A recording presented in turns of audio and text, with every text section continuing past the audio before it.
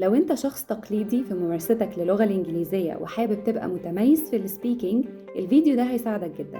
مش بس كده، كمان لو عايز توصل لليفل فلوينسي عالي ابعت لنا على جو توكي وهنقدر نساعدك جدا في ده لو انت eager to learn، يعني متحمس للتعلم. يا ترى ايه كلمات تانية ممكن نستخدمها بدل eager؟ ممكن نقول fervent، enthusiastic.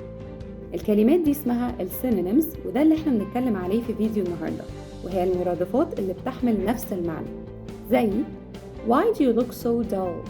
انت ليه شكلك مكتئب النهارده؟ بدل dull ممكن نقول unimaginative أو lifeless. Can you explain again؟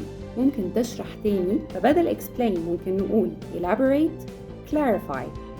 انت كمان فكر في synonyms لكلمة happy واكتبها لنا في الكومنتس، وخليك متابع الفيديو الجاي من سيريز السينونيمز من جو توكي عشان تعرف الإجابة. Thank you.